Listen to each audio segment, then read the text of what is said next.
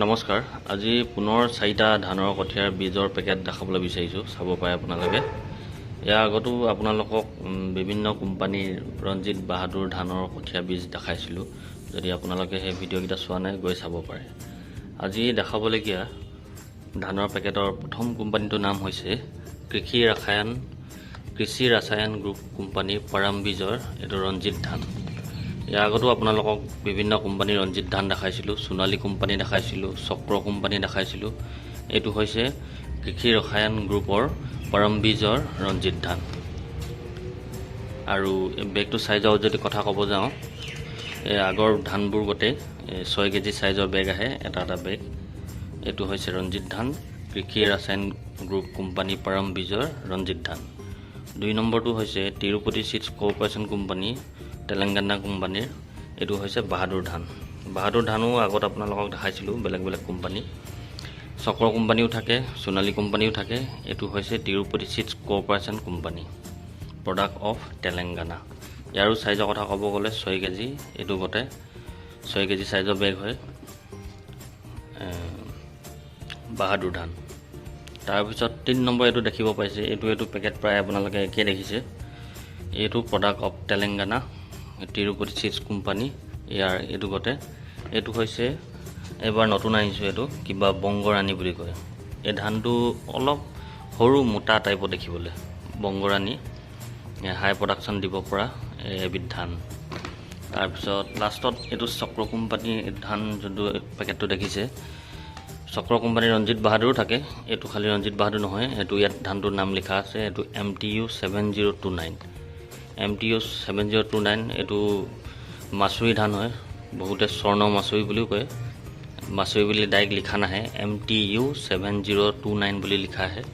বিভিন্ন কোম্পানীৰ আপোনালোকে পাই যাব। চক্ৰ কোম্পানী, সোণালী কোম্পানী আৰু অন্যান্য কোম্পানীত মাচুৰি ধানটোত MTU 7029 বুলি লিখা থাকিব। এইটো হৈছে চক্ৰ কোম্পানী। ইয়াৰো চাইজৰ কথা যদি ক'ব যাওঁ, 6 কেজি চাইজৰ। গোটেইকেইটা বেগ আপোনালোকে দেখিবলৈ পাইছে, গোটেইকেইটা 6 কেজি চাইজৰ আহে।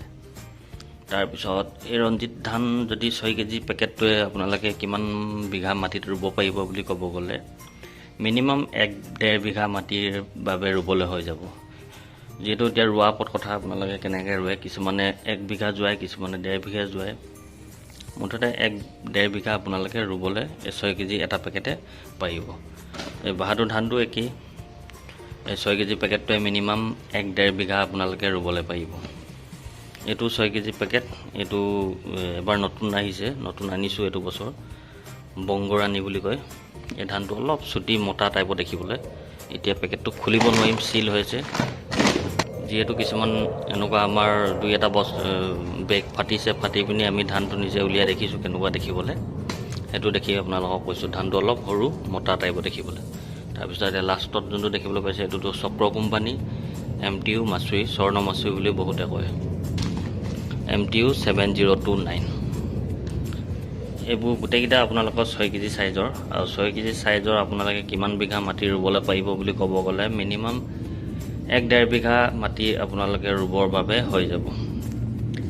তাৰপিছত দামৰ কথা যদি ক'ব যাওঁ, দামবোৰ এই ৰঞ্জিত, বাহাদুৰ, তাৰপিছত এই চক্ৰ কোম্পানী, মাচুৰি, এই 3টা দাম আপোনালোকক 530, 540, 500 টকাৰ পৰা 530 টকাৰ ভিতৰত আপোনালোকে ৰঞ্জিত, বাহাদুৰ আৰু মাচুৰি মাৰ্কেটত পাই যাব। খালি এইটো product of Telangana, Tirupati seeds company, বংগৰাণীটো অলপ বেছি পৰিব। এইটো 700 টকামান ৰেট পৰিব। এইটো অলপ দাম আছে মানে।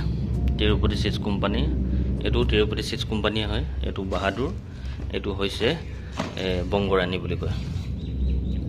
বেগবিলাকত যদি পিছফালে চাব যাওঁ, পাছফালে ইয়াৰ ৰেটৰ বিষয়ে অলপ লিখা আছে। ইয়াত 719 লিখা আছে, 790 টকা। এইটো মাৰ্কেটত আপোনালোকে 500 পৰা 530 টকাৰ ভিতৰত পাই যাব। ইয়াৰ যদি পিছফালে চাওঁ, এইটো 6 কেজি চাইজৰ, ইয়াৰ প্ৰাইচ 900 টকা লিখা আছে। এইটো আপোনালোকে মাৰ্কেটত 500 পৰা 530 টকাৰ ভিতৰত পাই যাব। এইটো 6 কেজি চাইজৰ, এইটো 900 টকা লিখা আছে। এইটো খালি বাহাদুৰ ধানতকৈ অলপ দামটো বেছি ল'ব। ভেৰাইটি বংগৰাণী 6 কেজি। এইটো আপোনালোকৰ 700 টকামান ওচৰা-ওচৰি পৰি যাব।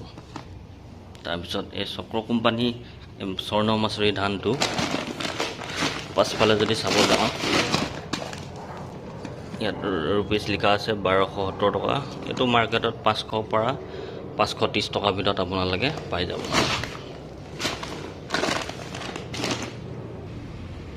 আমাৰ এফালেতো ৰঞ্জিত ধানে বেছি কৰে। এতিয়া ৰঞ্জিত ধানৰ বিভিন্ন কোম্পানী আহে, এতিয়া চক্ৰ কোম্পানী আহে, সোণালী কোম্পানী আহে, এতিয়া এইটো কি কৃষি ৰাসায়ন গ্ৰুপ কোম্পানী, পৰামবীজ। আপোনালোকে ভাবিব পাৰে এইকেইটাৰ ভিতৰত কোনটো ভাল গোটেইকেইটা কোম্পানীয়ে ভাল। আপোনালোকে যিকোনো এটা কোম্পানী লৈ খেতি কৰিব পাৰে। মাজতে ৰঞ্জিত চাহ-1 বুলি এটা পেকেটো আহে, সেইটো বৰ্তমান এতিয়া নাই দেখাবলগীয়া। পিছত যেতিয়া আহে লাহেকৈ দেখাই দিম বাৰু। এতিয়া যোনকেইটা আনিছিলোঁ বিকিলোঁ। ৰঞ্জিত চাহ-1টো মানে যোনবিলাক দ মাটিত কিছুমান পানী সপ্তাহ 10 দিন পানী জমা হৈ থাকে, এই পানী জমা হৈ থাকিলেও পানীত যদি ধানবিলাক ডুবিও থাকে তথাপিও ধানবিলাক বেয়া নহয়। সপ্তাহ 10 দিন পানীৰ তলত ডুবি থাকিলেও ধানবিলাক বেয়া নহয়। সেইবোৰ হৈছে চাহ-1। সেইবোৰ ৰঞ্জিত চাহ-1ও আহে, বাহাদুৰ চাহ-1ও আহে, লগত চাহ-1 বুলি লিখা থাকে, ৰঞ্জিত চাহ-1 বুলি লিখা থাকে। সেইবোৰ মানে সপ্তাহ 10 দিন ধানবিলাক পানীত ডুবি থাকিলেও ধান বেয়া নহয়, সেইবিলাকত চাহ-1 বুলি লিখা থাকে। এইটো হৈছে ৰঞ্জিত, এইটো হৈছে বাহাদুৰ, এইটো হৈছে নতুন এবাৰ আনিছোঁ বংগৰাণী, এইটো হৈছে স্বৰ্ণমাচুৰী। তো বন্ধুসকল, আজিৰ ভিডিঅ'টো ইমানেই। আপোনালোকক আজি এই 4টা কোম্পানীৰ ধান দেখালোঁ। আৰু দুটামান ধান আনিছিলোঁ আমি, বেছি অনা নাই, কমকৈ আনিছিলোঁ। বাচমতিটো এনেই ট্ৰাই কৰিবলৈ, যিহেতু আমাৰ এইফালে বাচমতি ইমান নহয়, অলপ কিছুমানে কৰি চাব বিচাৰে, তাৰ বাবে কেইপেটিমান আনিছিলোঁ। এতিয়া যেইপেটি আছিলে বিক্ৰী হৈ গ'ল। এতিয়া ফটো এখন দি দিছোঁ, এইটো কোম্পানী আনিছিলোঁ, আপোনালোকে চাব পাৰে। তাৰপিছত ক'লা জহাটো আনিছিলোঁ, ক'লা জহাটো বিক্ৰী হৈ গ'ল। সৰু পেকেট আনিছিলোঁ 1 কেজি চাইজৰ। বাচমতিটো আপোনালোকক সৰু আনিছিলোঁ 1 কেজি চাইজৰ।